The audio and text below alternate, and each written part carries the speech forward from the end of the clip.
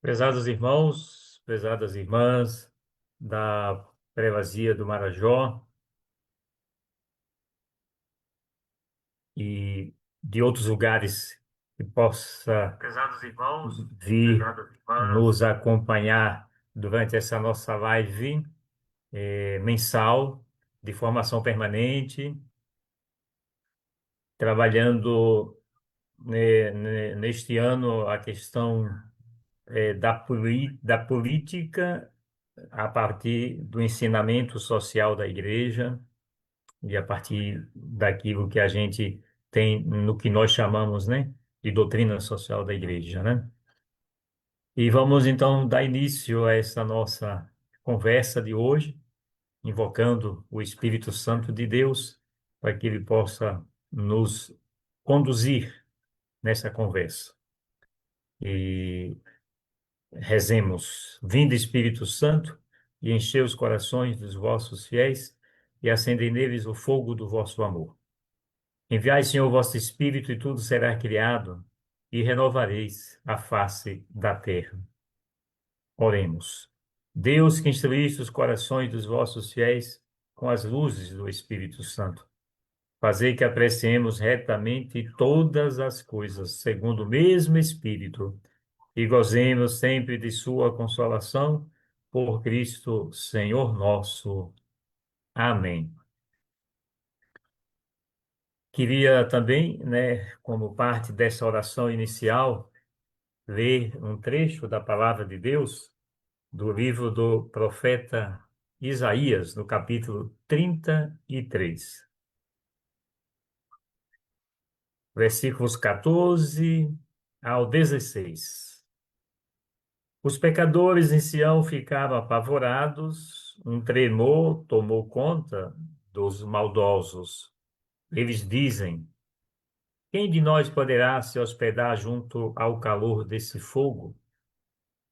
Quem de nós poderá se hospedar nesse braseiro que não se apaga? Aí continua a leitura dizendo: quem age com justiça, quem fala com retidão, quem recusa o lucro da opressão, quem sacode quem sacode a mão, recusando o suborno, quem tapa os ouvidos a propostas sanguinárias, quem fecha os olhos para não ver o mal. Esse vai morar nas alturas. Fortaleza sobre a rocha será seu refúgio, com abundância de pão e reserva de água. Palavra do Senhor, graças a Deus.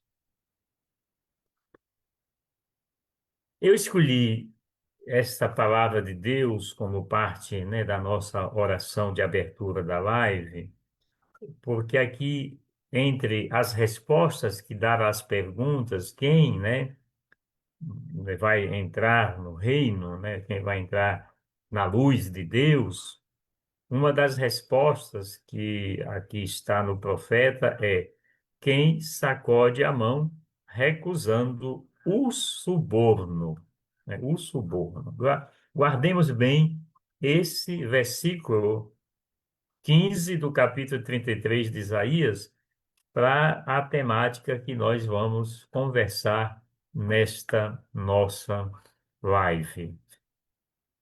Nós vamos ver um pouco a mensagem da CNBB ao povo brasileiro, alguns tópicos da Assembleia, né, que aconteceu de 14 a 24 de abril, lá em Aparecida, São Paulo, e se produziu, se aprovou por maioria absoluta dos bispos presentes, essa mensagem ao povo de Deus, que eu vou tentar compartilhar aqui, para poder, a gente vai ler diretamente da mensagem. Eu não fiz data show, né, o PowerPoint, né? Eu preferi a gente abrir diretamente, né, da própria mensagem, e aí a gente vai vendo um pouco cada ponto. Deixa eu pegar aqui, já está marcado, compartilhar. Então, creio que vai estar aparecendo daqui a pouquinho aí na tela é, esta página onde está escrito mensagem, né, ao povo brasileiro. Isso. Então, essa é a mensagem, né, que começa justamente identificando quem é que está escrevendo a mensagem. Aí diz: nós, bispos católicos do Brasil, reunidos, né, no Santuário Nacional de Nossa Senhora Aparecida, de 15 a 24 de abril de 2026, na 62ª Assembleia Geral da Conferência Nacional dos Bispos do Brasil, CNBB. Tá, somos nós. Aí vem o primeiro parágrafo, depois da introdução. É, nós estávamos vivendo ali a segunda e terceira semana do tempo da Páscoa. Aí dizemos isso, quer dizer, neste tempo pascal, celebramos com gratidão os sinais de esperança que já podem ser vistos. Nós, bispos, começamos a mensagem apontando sinais de esperança para nos dar esse encorajamento, né, no nosso, na vivência da nossa missão, né? Então, quais são esses sinais de esperança que os bispos do Brasil perceberam que está nessa mensagem? A amizade social, a economia solidária, a responsabilidade com os mais pobres, a valorização da soberania e da democracia, a promoção da cidadania e a incondicional defesa da vida, que passa desde a concepção, né, até a morte natural, passando por todos os direitos humanos e sociais. Então, esses são sinais de esperança que a gente disse, tem aí, tá na praça. Depois, no parágrafo seguinte, a gente diz que, embora tenha esses sinais de esperança, a gente não pode deixar de reconhecer que existem ainda sinais também de incertezas e de sofrimento. Sinais não, fatos que geram incertezas e sofrimentos. E aí, nós, os bispos, na mensagem que foi aprovada, apontamos, por exemplo, a persistência das guerras, das violências, da fome, a destruição do planeta, né? É, o, em nosso país, diz aqui a mensagem, ainda coexistem dinâmica de destruição da vida do povo. Aí foi lembrada a questão do narcotráfico, das milícias, do crime organizado, né? Que gera uma violência, né? É, inclusive com confrontos armados, né? Continuando a mensagem, aí lembramos que nas periferias, né, a população passa a viver entre a ausência do Estado e a presença desses poderes paralelos que a mensagem já se referiu acima. Falamos de que no campo, né, ainda continua as situações injustas, né? Fazendo aí uma referência ao que a CPT vem sempre revelando a cada ano, que é a chamada violência no campo. Lembramos a situação das mulheres, né? De que são ameaçadas por violências, agressão física, sexual, psicológica, do controle econômico, a humilhação cotidiana, a violência contra a gestante, as desigualdades no salário entre homem e mulher, né? A perseguição digital, né? O assédio, a tentação de expulsar as mulheres, né, dos espaços de poder. E reconhecemos, né, e constatamos que tem crescido, lamentavelmente, né, os casos de feminicídio. E esse quadro, em geral, sobre as mulheres, nós dizemos aqui na mensagem, é agravado ainda mais quando a mulher é pobre, é negra, é periférica, é indígena ou rural, né? Depois a gente traz uma informação, trazemos para a nossa mensagem naqueles dias tinha sido revelado ou publicado pela ONU, né, de que o tráfico de negros, né, trazidos, por exemplo, para o Brasil, a ONU considerou como um crime, um crime dos mais graves contra a humanidade. E a gente quis aqui também trazer isso na comunhão com o povo negro, né? E dizer que a gente ainda enfrenta, lamentavelmente, a questão do racismo, né? E aí, ah, trazemos a realidade das comunidades, né, tradicionais, os quilombos, né, as disputas pela terra, pela água, pelo território, né, que ainda produzem sofrimento, medo, expulsões e tragédias.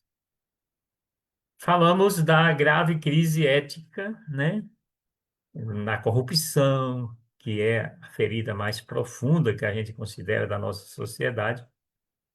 Isso abala a confiança da população, desvia recursos que deveriam servir aos mais pobres e fragiliza a qualidade de nossa democracia, diante de tantos casos de denúncia que a gente vem acompanhando nos últimos tempos, né, de malversação, né, das verbas de recursos públicos, tipo as emendas, secretas, né, o caso aí do episódio do chamado Banco Master, né, e tantas outras, denúncias que vão aparecendo, né, dessa questão aí da crise ética, né, da corrupção. Na nossa mensagem, a gente fala, né, de uma preocupação também com relação aos trabalhadores e trabalhadoras. Nós falamos aqui de que está em discussão no Supremo Tribunal Federal uma mudança, né, para que seja facilitado, né, o que se chama de pejotização, ou seja, que pessoas físicas se inscrevam no CNPJ, daí o nome de pejotização, que é Cadastro Nacional de Pessoa Jurídica, e sejam contratados pessoas físicas para prestar serviço, né, como pessoa física, mas não contratado de carteira assinada, né, pela consolidação das leis do trabalho, mas como se fosse uma empresa, né? E aí a preocupação, inclusive, com a presença do ministro, né, do superior, né, do Supremo Tribunal do Trabalho, né, esteve presente na nossa Assembleia e falava dessa realidade. E aí entra no ano eleitoral que nós estamos vivendo, a mensagem vai fazer referência a isso.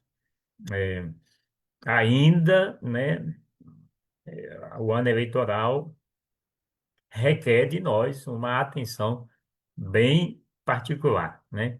E aí, diz a mensagem aqui, eu vou ler na íntegra. Em outubro deste ano, encorajamos o povo brasileiro a participar efetivamente da festa da democracia.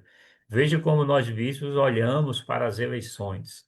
A eleição é para nós, Igreja Católica do Brasil, a festa da democracia, né? E e o momento, né, a oportunidade que a gente tem de exercitar conscientemente a nossa cidadania. Então, festa da democracia e exercício consciente da cidadania. É assim que nós, Igreja Católica no Brasil, queremos fazer com que cada irmão católico, cada irmã católica viva a experiência de mais uma eleição, né, que está aí para acontecer, né? É, Ressaltamos aqui na mensagem a importância que a gente tem que dar não só para a eleição aos cargos do Poder Executivo, o presidente ou a presidente da República e o governador ou a governadora do estado onde a gente mora, mas a gente ressalta aqui a importância que a gente tem que dar na eleição para o poder legislativo, que é a eleição dos deputados estaduais e a eleição dos deputados federais e dos senadores, que esse ano vamos eleger dois senadores ou senadoras. Então, aqui diz assim: importam tanto as eleições para o poder executivo como para o poder legislativo, especialmente diante da necessidade de um parlamento que enfrente as causas estruturais da pobreza e crie condições de uma educação de qualidade, de moradia digna, de acesso à saúde para todos. Então, isso é muito importante, né? Nós temos que trabalhar junto de todas as pessoas com quem a gente tiver contato daqui até outubro, para a gente dizer, olha, não é só para a gente ficar falando quem é que vai ser o presidente ou a presidente, quem é que vai ser o governador ou a governadora do estado que a gente mora. Vamos conversar também sobre como é que foi, como é que está sendo, né, o grupo atual de deputados estaduais ou deputadas estaduais do nosso estado. Como é que agiram os deputados federais eleitos em 2022, né? Como é que tem sido lá os senadores e senadoras? Como é que tem sido o Congresso Nacional? A eleição para o Congresso Nacional, deputados federais, deputadas federais, senadores e senadoras, tem uma importância muito grande. Até diria que, vamos supor, é igual de importância com o Poder Executivo, mas a gente diria até que é até mais importante, que passa lá pelo Congresso Nacional, deputados federais e senadores, deputadas federais e senadoras, as leis que governam, as leis que o Poder Executivo depois tem que fazer acontecer. Nós vimos recentemente, né, um episódio, né, da lei que foi aprovada, né, na Casa, no Congresso Nacional. O presidente da República vetou, que é essa questão da diminuição da pena, né, de quem cometeu crime, quem comete crime contra a democracia, né? E o Congresso derrubou o veto, né? E o presidente do Senado atual assinou, porque é assim que a lei disse: o presidente veta, o Congresso vota e derruba o presidente do Congresso, que é o mesmo presidente do Senado, pode assinar, e assim aconteceu. E aí a gente pode ter o perigo de muita situação de crimes, né, entrarem no rol da diminuição da pena, né? Muitos criminosos e criminosas poderão ser depois, né, facilitado a saída da prisão por causa dessa lei que o Congresso Nacional caprichosamente votou para derrubar o veto do presidente da República, né? Portanto, esse elemento da nossa carta é bom que a gente, lá desse parágrafo, a gente teria que partilhar isso com todo mundo que a gente possa partilhar, né? E aí diz a nossa mensagem: é importante combater a compra e a venda de votos. Como sabemos, o voto não tem preço, tem consequência. Essa frase da nossa mensagem é o tema, inclusive, que a gente vai trabalhar daqui a pouquinho na live, né, além da mensagem ao povo brasileiro, né? Nós repetimos que, né, temos que combater a compra e a venda de votos. A nossa Igreja Católica está dizendo isso desde muito tempo, né? Vamos ver daqui a pouquinho essa história, né, da lei, né, que diz que a compra e a venda de votos é crime, né? E aí ainda diz aqui, dizemos nós, os bispos, que é fundamental escolher bem os candidatos. Então, o período que estamos vivendo até outubro é para a gente fazer esse discernimento, conhecer quem serão os candidatos a partir das convenções que vem aí no mês de junho, definição de quem vai ser candidato, né, nos diversos cargos que estarão em votação, e fazer esse discernimento, pensar quem é que merece o nosso voto, né? E para a gente fazer isso, é necessário que se avalie as propostas concretas a serviço dos mais vulneráveis. Olha um critério aqui que a CNBB está dizendo, né? Na hora de escolher um candidato ou uma candidata. Qual é o compromisso desse candidato ou dessa candidata com os mais vulneráveis, ou seja, os mais empobrecidos, os que mais precisam das políticas públicas. Também outro critério aqui, ó, na hora de escolher bem os candidatos, que tenham propostas concretas da justiça socioambiental, que estejam do lado da preservação do meio ambiente, da natureza, e não que queiram, como já aconteceu aí nesse Congresso atual, lei que prejudicou o trabalho, inclusive, dos órgãos públicos que fazem essa defesa da natureza, como é o caso do Ministério do Meio Ambiente, do IBAMA, do ICMBio, né? Mas uma lei foi aprovada lá no Congresso, mudando muita coisa e deixando, né, aquela frase de um ex-ministro, né, do meio ambiente teria dito, não, disse, né, que era para aproveitar a Covid para passar a boiada na lei, né, e facilitar a invasão, né, das terras que ainda precisam ser preservadas, os nossos biomas. Então, o segundo critério é esse, né? Quem está comprometido com essa justiça socioambiental. E terceiro critério, quem está comprometido, propostas concretas, né? Na defesa da vida, né? Da vida, como nós já vimos antes, desde a gestação até a morte natural. Então, aqui tem três critérios importantes na hora de escolher bem os candidatos. E ainda diz aqui a nossa mensagem, né, que em tempos eleitorais a relação entre religião e política deve respeitar as diferenças entre esses dois espaços, que é religião e política, e deve impedir qualquer instrumentalização seja, não se pode concordar que as religiões, de um modo geral, as igrejas cristãs, de um modo geral, e, no caso, a nossa igreja católica, seja instrumentalizado por quem quer que seja, né, em vista da eleição, né? Então, aqui nós, os bispos do Brasil, apontamos essa reflexão. E para finalizar esse artigo da mensagem, é dito que a liberdade religiosa sofre quando são atacadas as tradições religiosas, né? Aqui, tradições religiosas no sentido amplo, não só nossa, né, as tradições católicas, mas as tradições de todas as religiões, inclusive das religiões, né, de cunho, né, que tem origem, né, afrodescendentes, né, as religiões, né, de, ma- de origem, né, da África, né, do povo negro, né? Então é assim, né?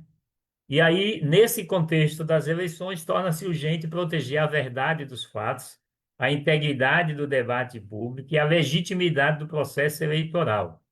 Outros três pontos importantes.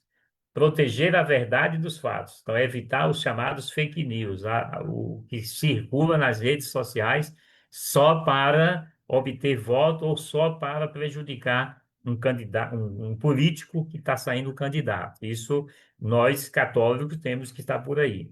Depois, a integridade do debate público, né? Ou seja, ajudar a fazer desse tempo da eleição um debate público do que nós estamos precisando no país e em cada estado, né? E defender a legitimidade do processo eleitoral, que todos nos lembramos, né, de toda uma onda que teve nas eleições passadas, de 22, né, nessas eleições gerais, do que se chamou de desconfiança da urna eletrônica, etc. e tal, né? E aí nós estamos dizendo que nós precisamos proteger a legitimidade do processo eleitoral, né? E fala-se, então, aqui na mensagem, né, dessa onda ou seja, dessa disseminação organizada de desinformação, de manipulação do medo, dos discursos de ódio e do uso abusivo das novas tecnologias. Então, a igreja está chamando a nossa atenção para isso. E ainda, agora, se fala bastante do chamado uso, né, da inteligência artificial, que pode, né, ser usado de maneira maliciosa, né? É, pegando um vídeo, né, de alguém falando, como eu estou falando aqui, e botar uma voz como se fosse a minha voz dizendo o que eu não estou dizendo, né? Isso a inteligência artificial pode fazer e é um perigo danado. Se em 2022 já tínhamos o perigo em 2018 já foi assim, 2022 se repetiu e agora, com certeza, isso vai se intensificar mais ainda, né?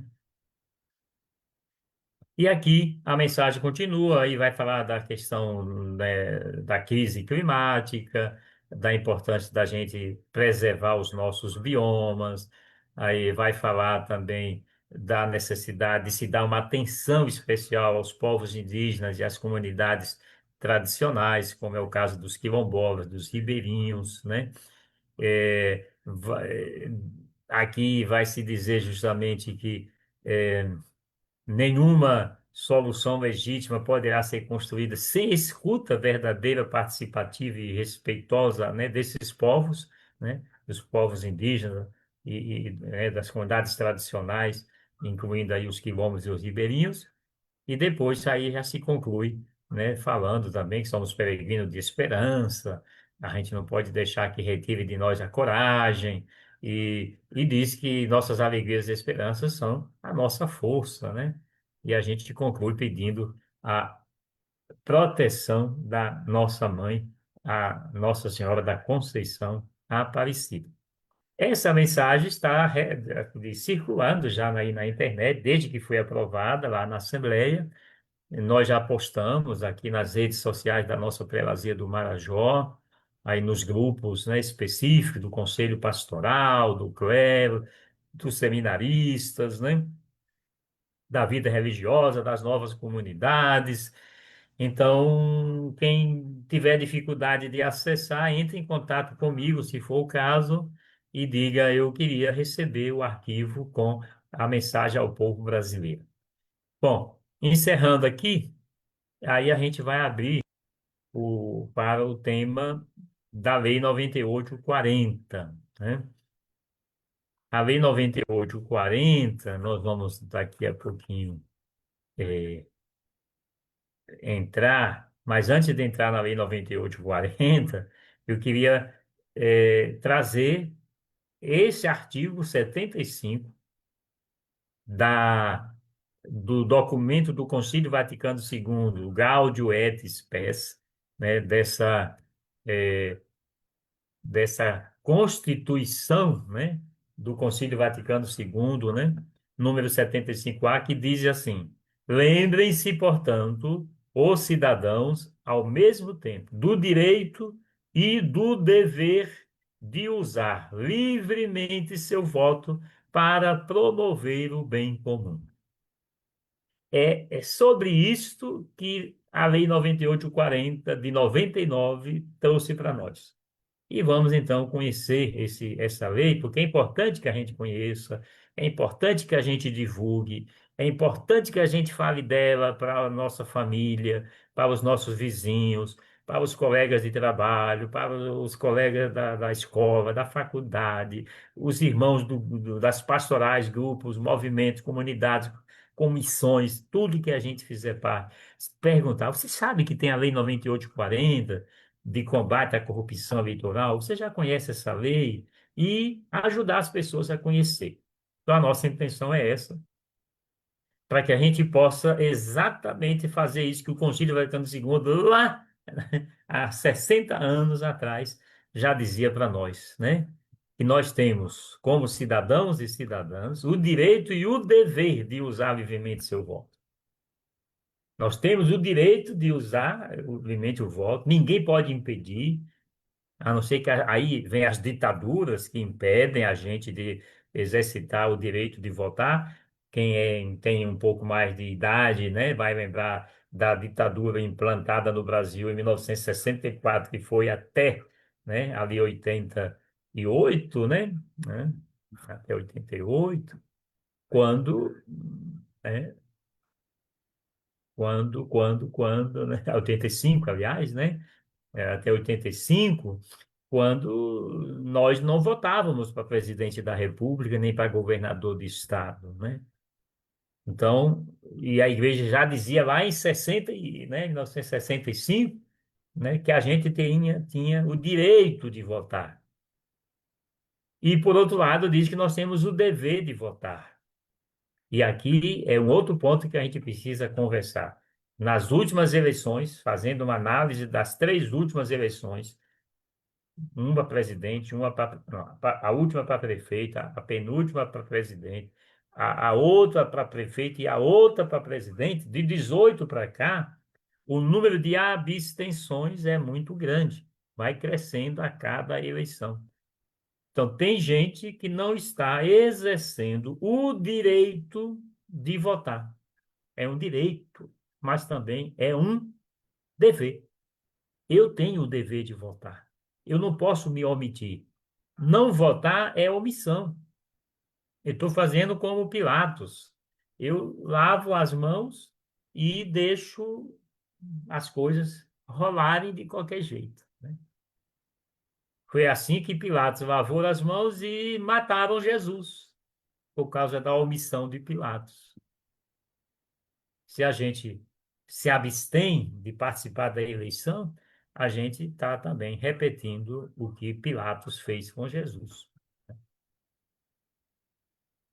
Mas aqui era só esse artigo que eu queria ressaltar. Eu vou sair aqui e entrar no que eu falei que é da Lei 9840, né? Deixa só eu achar aqui agora, é que ela está aqui. Aqui. E antes de entrar aqui na Lei 9840, eu quero agradecer a quem está nos acompanhando, né? É, a Edis Oliveira, lá de Araci, na Bahia, né? A minha irmã de sangue, que está sempre acompanhando aí o nosso estudo, né? Agradeço a ela e um abraço aí ao povo de Araci, né? E aos meus familiares, na pessoa dela. A Vivian, né, da CNBB Regional Norte 2, né, que está também nos acompanhando, né?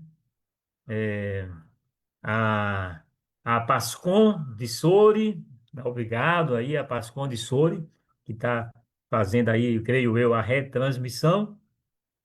O Pedro Farias, lá da paróquia São José e Santa Terezinha, de Breves, que em breve, né, estará recebendo aí a visita pastoral, né? Estaremos aí na paróquia São José e Santa Terezinha com a visita pastoral a partir do dia 22, né, de maio. Viu, Pedro? Um abraço. A irmã Luciane, a irmã Lu, como é mais conhecida, das irmãs de Notre Dame de Namur, lá de Breves, e, inclusive, a santa fundadora, né, das irmãs hoje está celebrando, né, a data em que ela foi beatificada, né, Santa Júlia. E a Marilene Ferreira também acompanhando lá da minha cidade de origem, lá de Araci. Olha aí, dois conterrâneos, a minha irmã e a Marilene Ferreira acompanhando lá de Araci. Muito bem. Então vamos aqui. Deixa eu abrir a tela inteira para facilitar. É, aqui.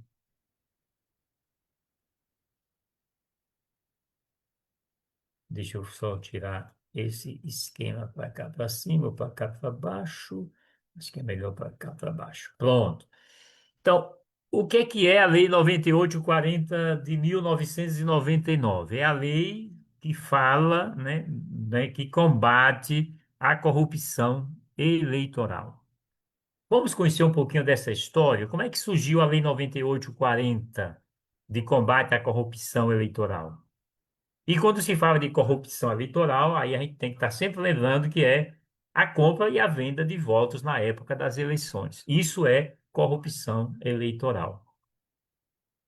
Essa lei nasceu a partir de uma campanha, quer dizer, a iniciativa né, de fazer a lei surgir nasceu da campanha da Fraternidade de 1996, 30 anos atrás, que a CNBB, né, propôs naquele ano o tema Fraternidade e Política. Então, o tema da campanha da Fraternidade 96 foi a ligação entre fraternidade e política. A partir, então, dessa reflexão do tema da campanha, a gente, a CNBB, né, deixa eu ver aqui a partir dessa campanha de 96, se, né, durante o estudo do tema, né, da campanha de 96, Fraternidade e Política, nós identificamos que a compra de votos de eleitores e de eleitoras, o que a gente chama de corrupção eleitoral, era uma das maiores distorções da democracia brasileira, lá em 1996.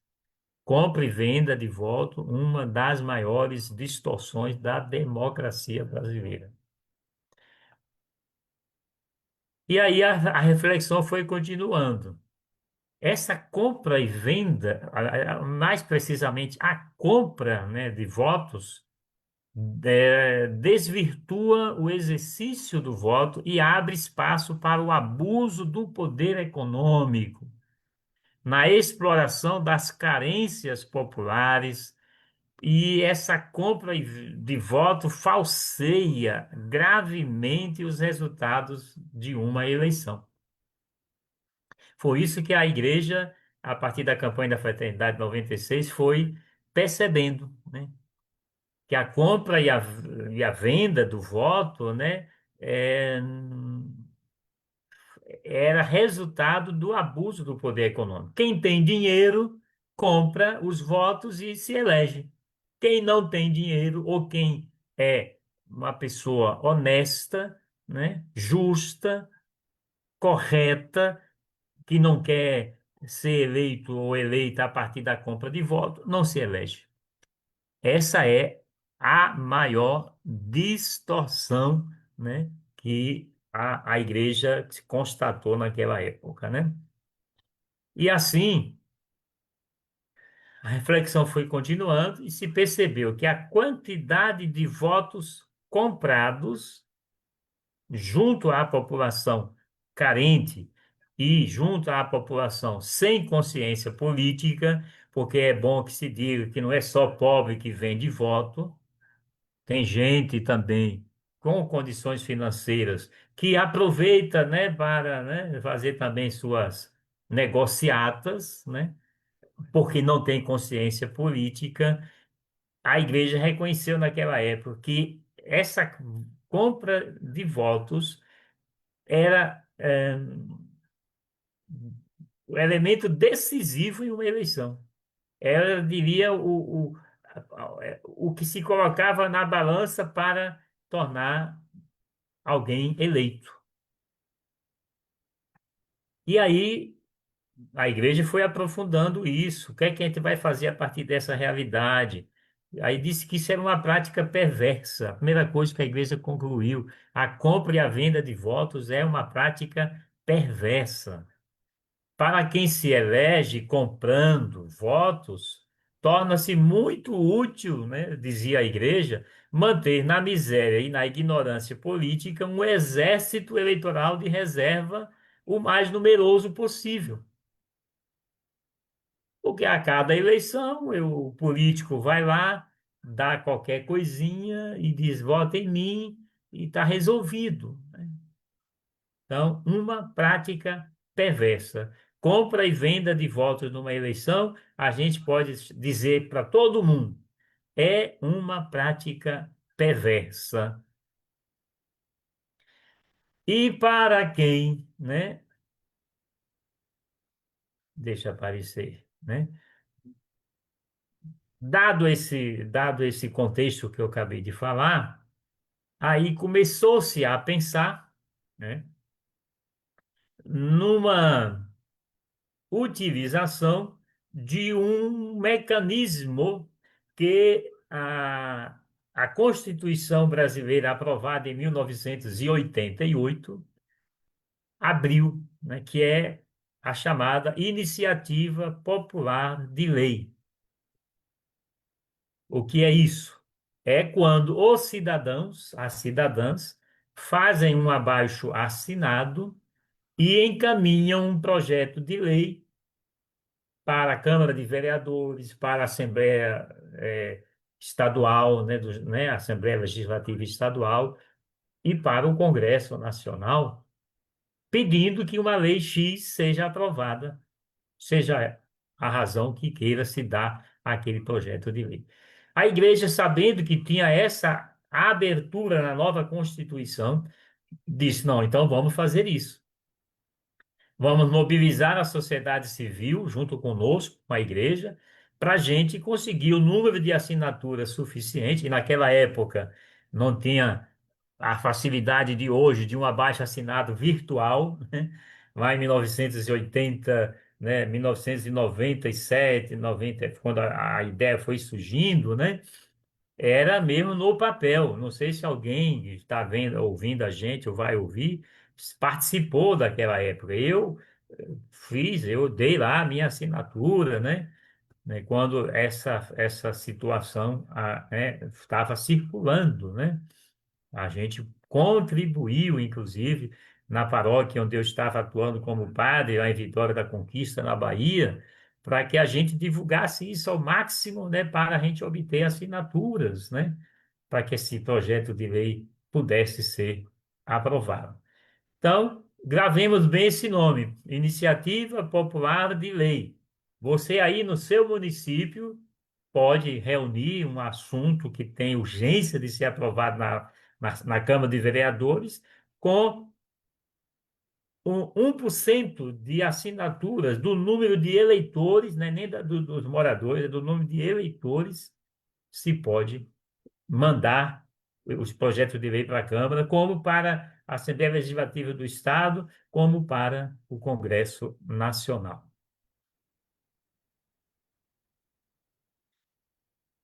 Em 27 de abril de 1998, veja que a campanha foi em 96, a reflexão foi continuando em 97. Quando foi em 98, o doutor Aristides Junqueira, né, apresentou esse projeto de lei de iniciativa popular aos bispos presentes na 36ª Assembleia Geral da CNBB.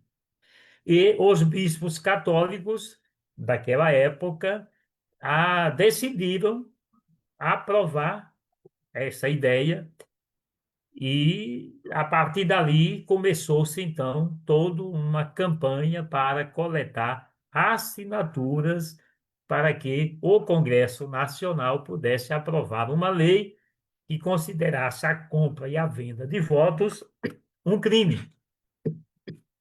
Então, veja para nós católicos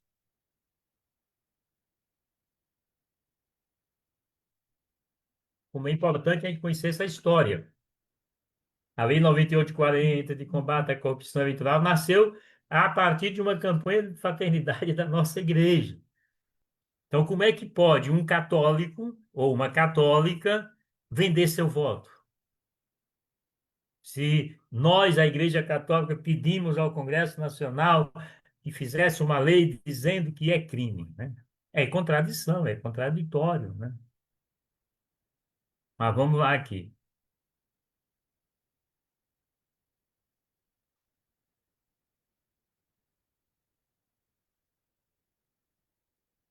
Em setembro de 98, as presidências da CNBB, do Conselho Nacional das Igrejas Cristãs, a CONIC, o do CONIC, né, na verdade, né? do Conselho Federal da Ordem dos Advogados do Brasil, a OAB. Eles deram uma entrevista coletiva, né, e lançaram a Semana Nacional de Coleta de Assinaturas, lá em 1998.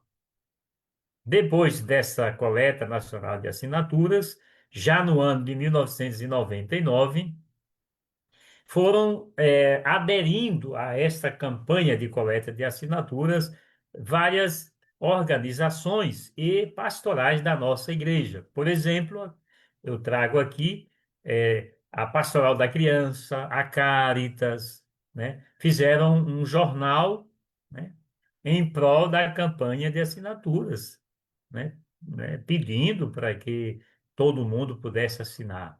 A Pastoral da Juventude se dirigiu especialmente aos jovens, pedindo para que os jovens pudessem assinar, né, esse abaixo-assinado. A Confederação Brasileira de Aposentados e Pensionistas fez o apelo para que os idosos, os aposentados, pudessem assinar. A CUT, que é a Central Única dos Trabalhadores, se dirigiu aos trabalhadores e trabalhadoras que pudessem assinar, né, o abaixo-assinado. E a AEC, que é uma associação de educadores cristãos, fez um apelo para que os professores e professoras pudessem assinar. E a Federação Nacional dos Jornalistas se dirigiram, fizeram uma campanha para que os jornalistas assinassem e apoiassem, divulgassem o projeto de lei. Portanto, veja como nasceu só a Igreja Católica, depois foi se expandindo, foi assumindo outras forças vivas, né, também além, né, de nós, da Igreja Católica. E foi assim que nós chegamos, num primeiro momento, a conseguir 952.314 assinaturas em todo o Brasil, né? E essas folhas assinadas, e tinha que ter lá o número do título de eleitor, né, para valer, foi entregue lá no Congresso Nacional. Naquela época eram caixas e mais caixas, né, com essas assinaturas. Imagina folhas que chegasse a esse número, de 950 mil assinaturas. E enquanto estava se entregando essas 950.000 assinaturas lá no Congresso, a campanha de assinaturas continuava a buscar novas assinaturas. E na época que o projeto foi para votação, tinha alcançado 1.039.175 assinaturas, né? E eu sou muito feliz de que a minha assinatura está aqui nessa conta. E a assinatura, talvez, de muita gente que está nos acompanhando, está aqui nessa conta. Então, nós contribuímos, ajudamos a fazer, a ter uma lei que combata a corrupção eleitoral no Brasil. Pronto. Levou-se as assinaturas, entregou-se lá no Congresso, mais especificamente na Câmara dos Deputados. No dia 21 de setembro, aconteceu a votação, era uma sessão extraordinária, né, voltada exclusivamente para votar esse projeto de lei de iniciativa popular. Diga-se de passagem que foi o primeiro projeto de lei de iniciativa popular, né, que foi para o Congresso. Portanto, a gente tem que sentir um santo orgulho, né, enquanto católicos e católicas, de que nós, a Igreja Católica, teve a iniciativa, a primeira iniciativa de fazer uma lei a partir dessa iniciativa de assinaturas pedindo mudança em alguma coisa. Isso foi a dia 18, né? No dia 23 de setembro, o projeto foi apreciado também no Senado, que vocês sabem que vota primeiro na Câmara, depois vota no Senado, e lá também recebeu a aprovação, né? E a partir daí, aprovado na Câmara dos Deputados Federais, aprovado no Senado, o presidente da República da época, o Fernando Henrique Cardoso, sancionou a lei. e levou esse número que nós estamos falando, a Lei 9840. A gente diz que é de 1999, justamente, que foi aprovado no dia 28 de setembro, foi assinado, né, pelo presidente da República em 28 de setembro de 1999 e publicada no Diário Oficial da União no dia seguinte. E por causa disso, já valeu essa lei nas eleições do ano de 2000, né, que aconteceu no ano de 2000. Então, veja, irmãs e irmãos, como isso é importante. E se pode dizer, e aqui é importante que a gente tenha clareza disso para falar com as outras pessoas, como foi rápida a tramitação lá na Câmara dos Deputados e no Senado desse projeto de lei de iniciativa popular. Por que foi rápido?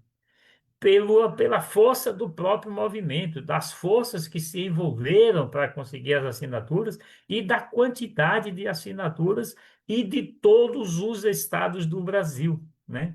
Portanto, assim, não tinha como os deputados e senadores fazer vista grossa diante disso, né? O milhão de subscritos exprimiu um grande anseio nacional pelo fim da corrupção em nosso país. Então, os deputados e senadores pensaram exatamente nisso. Olha, não, tem alguma coisa aí. Um milhão de pessoas pedindo essa lei, a gente não pode, como representante do povo aqui no Congresso Nacional, recusar um projeto de lei desse, né? E foi assim que nasceu, foi aprovado esse primeiro transformado de projeto de lei de iniciativa popular em uma lei, né? Que leva o número 9840. E aqui tem um cartaz que foi bastante usado, né, a partir da aprovação da lei, né? Fique de olho, voto não tem preço, voto tem consequências. Se difundiu muito isso, e a gente precisa, inclusive, na medida do possível, reproduzir esse tipo aqui né, de cartaz. Quem sabe a gente possa imprimir, distribuir, botar na porta da nossa casa, botar no carro da gente, quem tem carro, botar na sala né, da nossa atividade profissional, né, pedir licença para botar lá no trabalho da gente, né, dizer que existe a Lei 9840, que pune quem compra e vende voto, e que nós temos que repetir, que nem papagaio, de que voto não tem preço, voto tem consequência.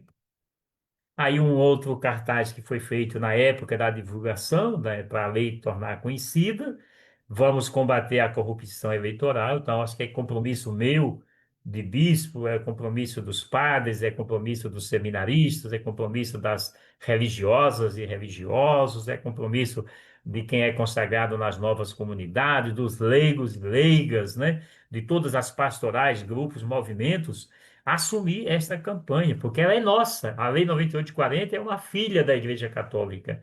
E a gente precisa ter orgulho, um santo orgulho disso e cuidar bem, embora ela já esteja aí com seus 27 anos, né?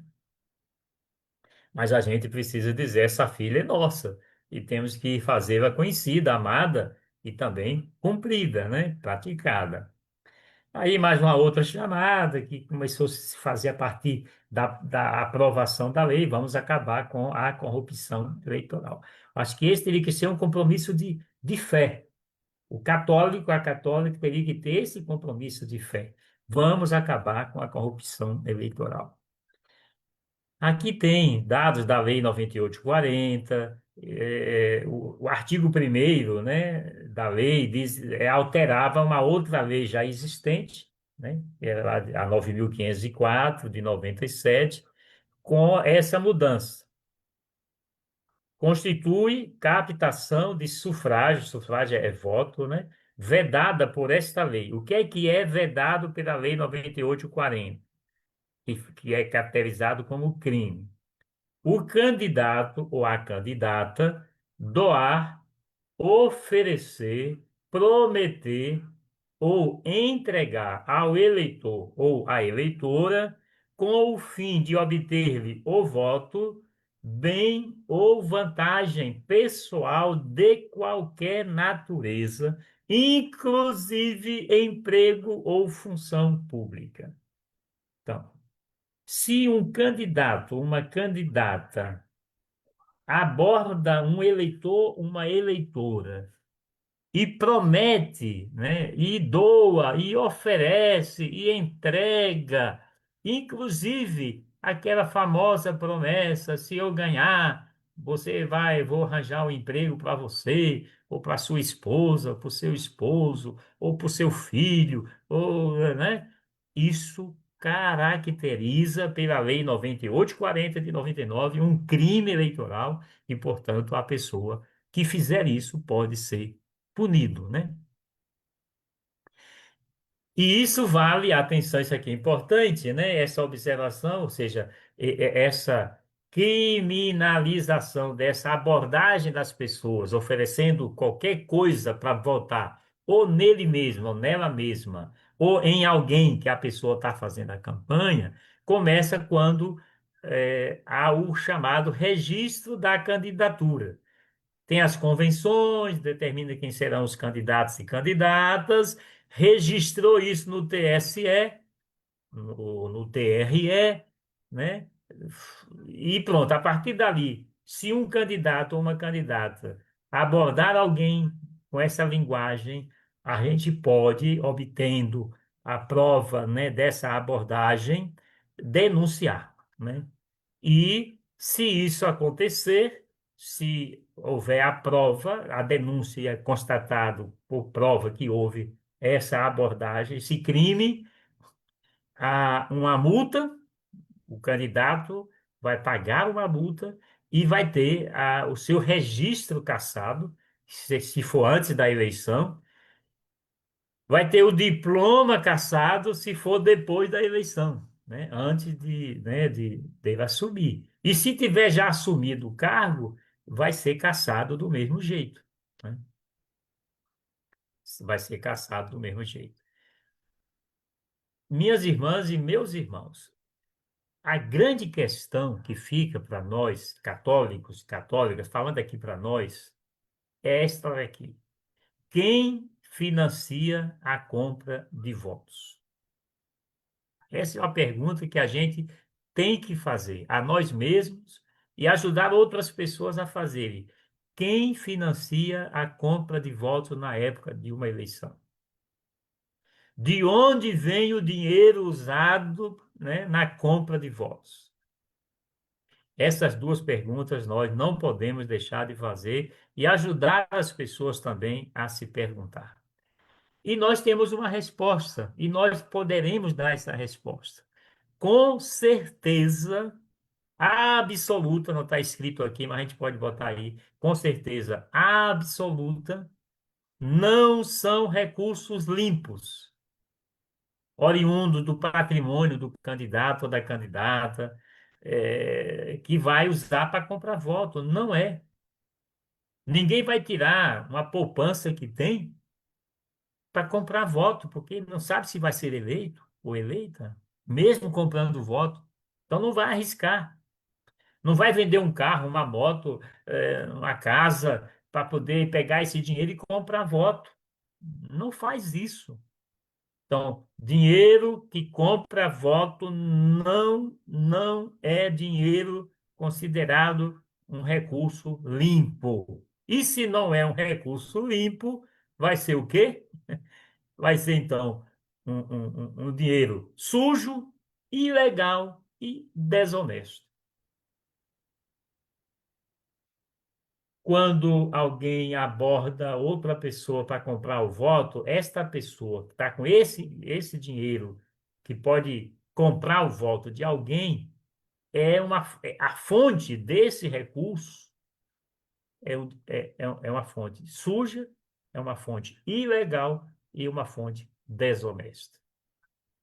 E quais seriam as possíveis caminhos sujo, ilegal e desonesto dos políticos que compram voto?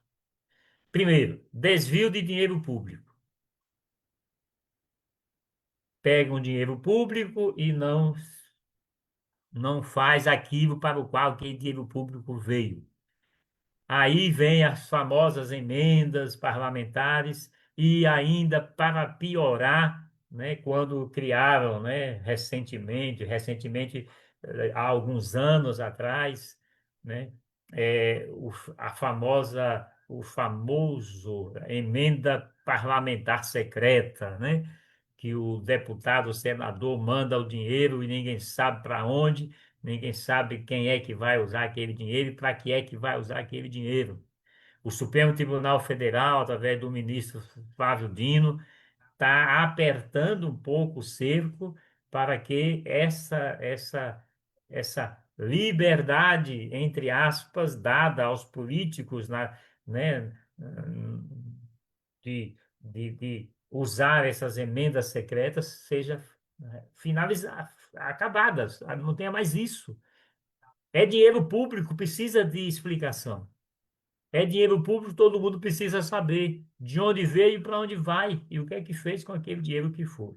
Portanto, desvio de dinheiro público é uma das fontes sujas, ilegais e desonestas para a compra de votos. Financiamento da contravenção, né? O que é uma contravenção? É alguma coisa que está aí, mas que não é legal e não está, diria, no sistema ordinário, né, da organização da sociedade. É como tem aquela música, né? É por debaixo do pano, para ninguém saber, né? Isso é contravenção, né? Ainda outra fonte ilegal, ilícita e suja de compra de voto é a sonegação de impostos. Eu, empresário, né?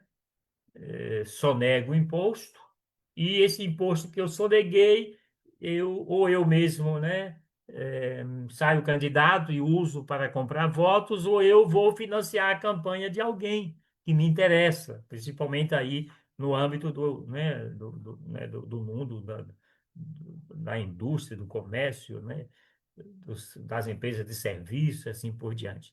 Portanto, essa sonegação de impostos é outra fonte ilegal, suja, né, e ilícita, né, de financiamento da compra de votos. A corrupção contábil entraria aqui. O que é isso? Notas fiscais frias, superfaturamento de mercadorias e de serviços. Eu compro. Isso aqui no comércio é uma garrafa de água. Isso aqui no comércio custa, vamos supor, eu não sei quanto custa, não. Estou dando aqui, eu ganhei de presente lá da Assembleia dos Bispos, essa aqui. Mas vamos supor que eu fosse ali na loja para comprar lá, me vendesse por R$ 35. Aí, uma prefeitura, dá aqui um exemplo assim, resolve comprar 1.000 garrafinhas dessa para dar para os seus funcionários. Só que isso é corrupção contábil. A prefeitura chega para a empresa, né, que vai participar da licitação e diz: olha, se você me vender 1.000 garrafas dessa e botar na nota fiscal R$ 50, mesmo eu me pagando os 35, que é o valor, mas eu quero uma nota de R$ 50 de cada garrafinha dessa. E a empresa, pô, vou vender 1.000 garrafinhas, então fazemos isso, né? Isso é corrupção contábil, isso é superfaturamento de mercadorias e serviços. E notas fiscais frias é quando, na verdade, nem tem a garrafa de R$ 35. Existem empresas, já foi provado aí em várias denúncias, empresas que são criadas exatamente para emitir notas fiscais frias, principalmente para os órgãos públicos, né?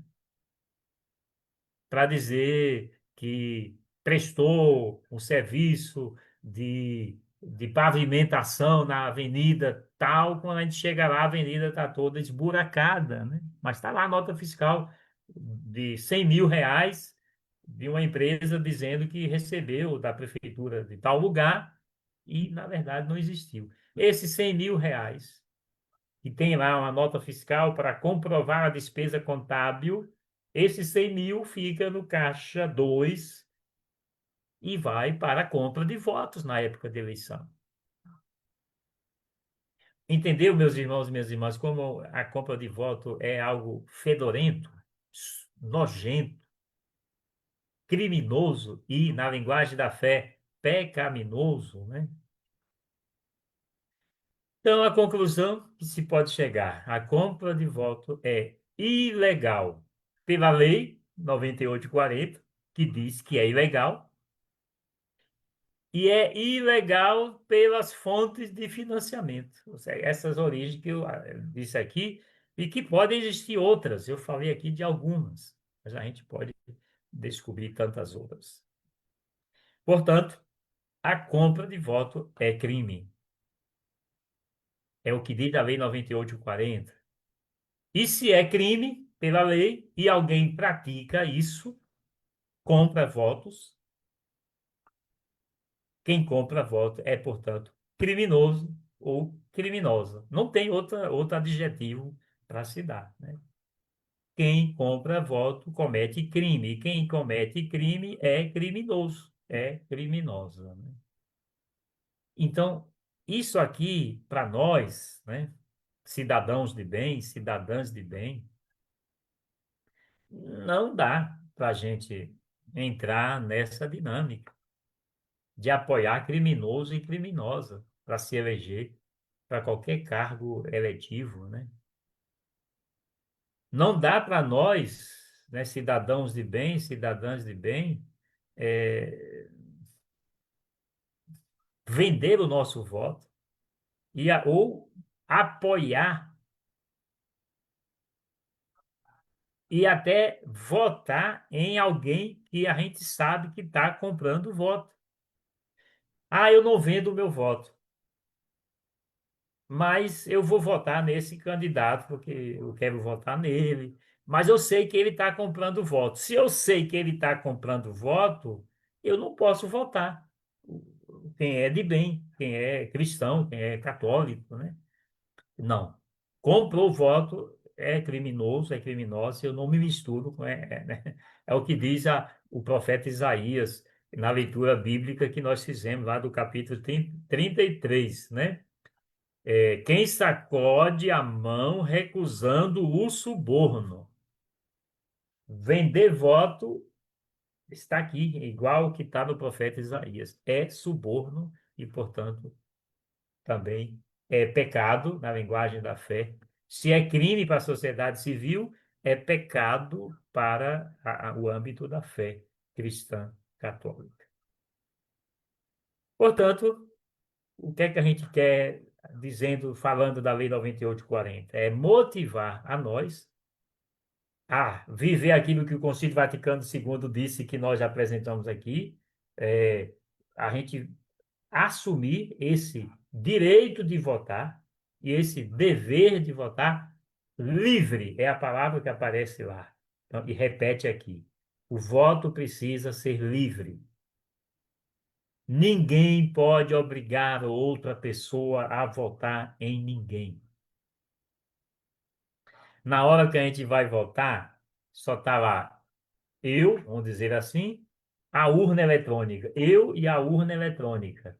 E Deus, que, né, que sabe tudo, que nos acompanha. Então, é eu, a urna e Deus. Eu sei, nós sabemos que esse pessoal que compra voto faz uma série de artimanhas. Tem coisas absurdas se a gente for conversar sobre isso. Gente que pega um documento da pessoa e vai depois saber em que sessão a pessoa vota, e se lá não tiver nenhum voto, aí, né, vai depois tomar aquilo que deu. Tem gente que toma até, eu já ouvi história de que a pessoa pega o chinelo, a sandália, um dos dois pés da pessoa antes de ir votar, e dizer, olha, nós só vamos lhe devolver esse pé do sapato ou da sandália, ou etc., se na urna lá a urna não, na sessão onde você vai votar, eu tiver lá, voto, porque se eu não tiver, é porque você não votou em mim e nós não vamos devolver para você. Olha o absurdo que já se chegou nessa história de compra de voto. Portanto, o voto tem que ser livre. A gente precisa repetir isso, falar isso muitas vezes.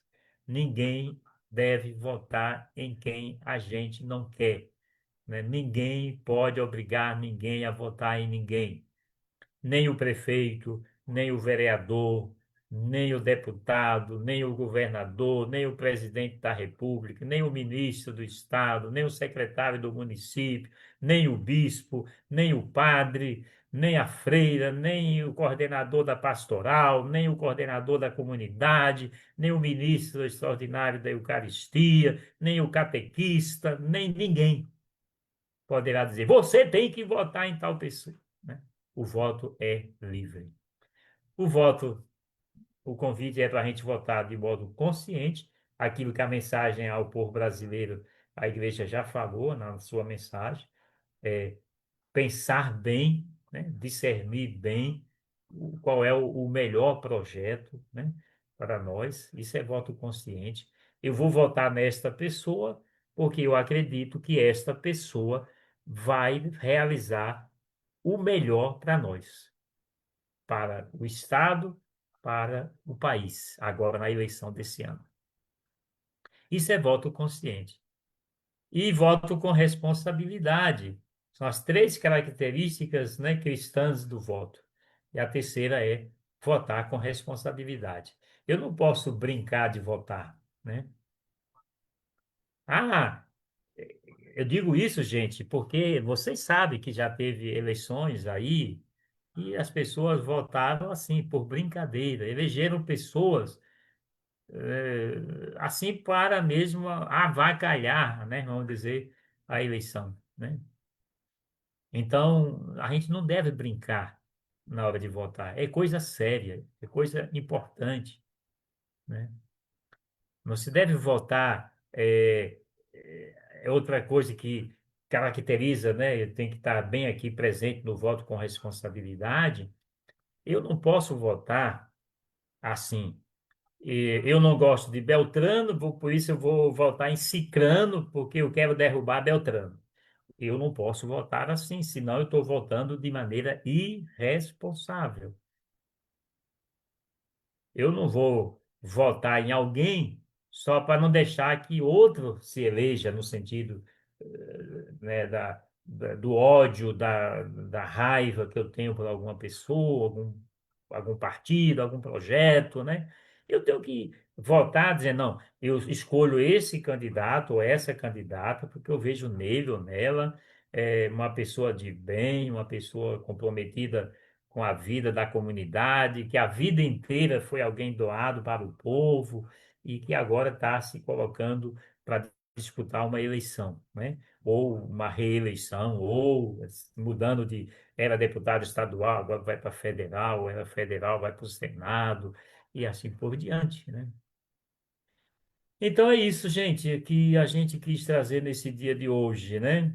E aí tem essa outra propaganda, né, tem boca de urna, né, nas eleições, né? Vocês já ouviram essa expressão. Esse pessoal que compra voto fica em torno ali da onde tem as sessões eleitorais, abordando quem vai chegando, e chama de boca de urna, que é proibido por lei também. Se alguém for pego fazendo boca de urna, é preso, né? E aqui alguém pensou, em vez de dizer boca de urna, vamos fazer boca de rua. Ou seja, botar a boca na rua, né? Eu vou botar meu bloco na rua. Lembra de uma música que se cantava assim, né? É boca na rua. E falar da Lei 9840, falar que é crime comprar e vender voto, né? E dizer que nós, aí falando de nós, católicos e católicos, não queremos estar comprometidos com um projeto desse tipo, né? Com pessoas desta laia, né? Que faz esse tipo de negociata. Sabe por que é pecado? Eu esqueci de dizer quando eu disse que se para a lei civil é crime, para a fé é pecado, porque vender o voto é vender a consciência. E a consciência da gente é onde Deus mora, né? Deus mora na nossa consciência. E quando eu estou vendendo o meu voto, eu estou vendendo Deus, estou fazendo Deus uma mercadoria. Então é melhor a gente, como cristão católico, pensar também nisso, né? E aí, matéria de confissão, né? Matéria de confissão. Se alguma vez eu já vendi meu voto e eu nunca confessei que eu vendi meu voto, eu tenho que procurar na próxima confissão que eu for celebrar, dizer isso. Olha, eu vim aqui pedir perdão a Deus porque eu vendi na eleição do ano tal, do ano tal e do ano tal o meu voto. E eu não me dei conta que isso era um pecado, mas eu acompanhei uma live da Prelazia do Marajó e ali disseram que vender voto é pecado porque é vender a consciência é onde Deus mora, né? Às vezes a gente fala de pecado, né, de tantas coisas, né, que é pecado, e raramente, né, alguém confessa, né, um crime, né, um pecado, né, nessa linha. Eu tenho 30 e quantos anos, Ionilton? 34 anos de padre, né, e dos quais 9 de bispo, quase 9 de bispo. Confesso a vocês aqui que eu já atendi muita gente de confissão, hein? Né, como padre, como bispo. Muita gente celebrou o sacramento da confissão através da minha pessoa. E eu não tenho lembrança de ter escutado alguma vez alguém ter dito assim, olha, eu pequei porque aqui na eleição eu vendi o meu voto para alguém, né? Então, pensemos nisso, né? E aqui tem embaixo, aqui nesse boca de rua, faça sua denúncia, né? Hoje à tarde eu estive no Ministério Público Federal com a Cristiane da CNBB regional e um irmão, o Francisco, né, leigo da Caritas do regional, para a gente traçar um caminho de retomar o comitê, né, de enfrentamento à questão da corrupção eleitoral aqui no regional, né, especialmente aqui na área do Pará, nesse caso, que o Ministério Público foi o Ministério Público Federal aqui no estado do Pará. Então, começou-se a se traçar esse caminho, né? Já vinha sendo pensado, está se dando passos, e brevemente estará aí circulando nas redes sociais da CNBB regional uma que se diz uma informação mais detalhada do que a gente pode fazer nessa época de campanha eleitoral para denunciar uma irregularidade eleitoral, seja ela qual for, inclusive a compra de votos, né? Vai ter um mecanismo que eu aqui não posso ainda dizer, porque ainda está em fase de elaboração desse mecanismo, mas em brevemente vai se ter uma definição disso e vai estar se divulgando. O importante é que a gente pode fazer a denúncia. Pode fazer a denúncia até, vamos dizer assim, é, nessa página do Movimento de Combate à Corrupção Eleitoral. eh, Quem não puder escrever isso aí, é só botar lá na página de pesquisa, né? MCCE, Movimento de Combate à Corrupção Eleitoral. E vai abrir a página e lá tem como a gente pode denunciar qualquer irregularidade numa eleição. Portanto, todo cidadão, toda cidadã pode fazer isso, né? Pode fazer uma denúncia, né? Pode fazer essa denúncia ao Ministério Público Eleitoral, que é o caso que eu acabei de falar com você, Ministério Público Federal, nesse departamento do Ministério Público Eleitoral, ou ainda pode fazer a denúncia eh, nas promotorias eleitorais, onde elas funcionam, né? Onde elas funcionam ou ainda à própria justiça eleitoral, né? A própria justiça eleitoral, e ainda pode fazer uma denúncia, eh, como é que eu vou dizer, na própria polícia, né? Havendo, não havendo Ministério Público eleitoral, né, nem a justiça eleitoral, aí se pode procurar a polícia e dizer: eu tenho aqui uma denúncia para fazer de compra de voto, né? E aí a polícia recebe e encaminha para o organismo competente para julgar isso aqui. E a gente tem que fazer isso, se possível, né, de maneira coletiva, né? Por escrito, é claro, a denúncia vai ter que ser acolhida, tem que ser por escrito, na medida do possível, com alguma prova, e a sugestão é que se faça isso através do que nós chamamos de Comitê 9840, que é esse que está sendo organizado entre a CNBB e o Ministério Público Federal para funcionar. Já funcionou em outras eleições, houve duas eleições que não funcionou e agora está se propondo voltar. Portanto, aguarde maiores informações brevemente. Quando sair essa notícia, a gente vai estar postando também aqui na, nas nossas páginas da Prelazia, né? Então, para a nossa reflexão, para finalizar, eh, a pergunta é: quem está aqui nos acompanhando ou que venha nos acompanhar, você já assistiu à cena de distribuição de cesta básica com o Santinho, né? O Santinho, né? Um nome tão bonito, né? Com a propaganda, né, de um candidato, né? Dentro da sacola, né? Da cesta básica, ou o remédio, ou o gás de cozinha, ou dinheiro mesmo ao vivo, material de construção, jogo de camisa de time de futebol, bola de futebol, receita médica, dentadura, né? Prótese, né? Dentadura, prótese dentária. Então, só para a gente ir pensando, eu já presenciei isso, né? Nas eleições que eu já vivi, né? Especialmente nos meses que antecedem a eleição. Eu tenho dados um pouco antigos, não consegui atualizar, mas só para vocês terem uma ideia, que entre 2015 e 2019 houveram 110 mandatos políticos, né, cassados por causa da Lei 9840. É 110 mesmo, né? Não, 116. 116, né?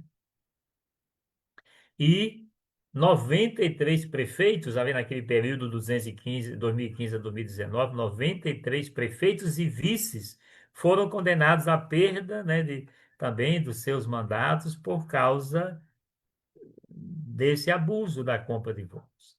E agora, recentemente, houveram vários casos que foram sendo divulgados pela imprensa, né, de candidatos que perderam o mandato também por causa disso, né? Então, é sério, vale a pena a gente abraçar essa causa, aprofundar o conhecimento da Lei 9840 e divulgar isso o mais que a gente puder, para que a gente possa tornar essa lei efetivamente observada, né? E a gente abraçar essa causa aí, fazer parte desse movimento de combate à corrupção eleitoral e repetir essa frase: voto não tem preço, voto tem consequências.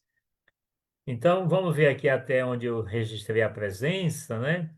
Para a gente aqui. Então, o Adriano Borges, né? Saudações da dimensão sócio-transformadora da Diocese de Votuporanga. Muito bem, Adriano, nos encontramos há pouco tempo lá em São Bernardo, né? A Luana Figueiredo está nos acompanhando, obrigado. A Sandra, né? Que é também irmã, né? De Notre Dame, né? Da Comissão Pastoral da Terra. A Aurileia Oliveira, lá da Vila Novo Remanso, em Itacoatiara, está nos acompanhando, obrigado. O Marcelo Santos, que é de Santarém, está entrando e ele é da Comissão Justiça e Paz, opa, da Arquidiocese de Santarém. Muito bem, Marcelo. E a CNBB 92 está publicando assim, segue a matéria segue a matéria sobre a reunião de hoje à tarde, com a participação de Dom Newton nas tratativas para o lançamento do Comitê de Combate à Corrupção Eleitoral. Fiquem atentos às postagens no site do Regional Norte 2 e no Instagram da CNBB Norte 2. E Eliana Costa é da Diocese de Bragança, a cidade de Mãe do Rio, né? Aqui no Pará, e também está nos acompanhando. Então, muito obrigado, gente, pela companhia. Nós estamos fazendo essa live de formação, como é que diz, permanente, para a Prelazia do Marajó, mas aberta a todas as pessoas que possam e queiram acompanhar. A próxima é na segunda quarta-feira de junho. É sempre na segunda quarta-feira de cada mês, às 19h30. Então, que Deus nos abençoe e que a gente consiga, né? Eu vou repetir aqui o que disse o profeta Isaías, que a gente consiga sacudir a mão recusando o suborno, né? Porque a compra de votos é um ato de suborno. E por isso nós dizemos não à compra de votos e sim ao voto livre, consciente e com responsabilidade. Um abraço, até a próxima vez e divulguem isso, vai ficar gravado aqui no nosso Facebook e também amanhã vai ser postado no YouTube, né, da Prelazia do Marajó, para quem não tem o Facebook poder, se quiser acompanhar. Fiquem com Deus, uma boa noite e uma boa divulgação da Lei 9840 de 1999. Até a próxima.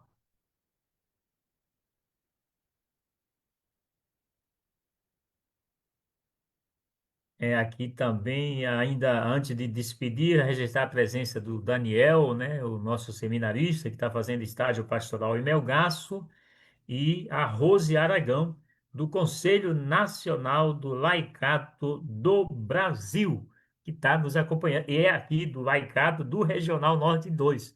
Obrigado aí ao Daniel e à Rose Aragão, também que disseram que estava nos acompanhando. Até outro dia.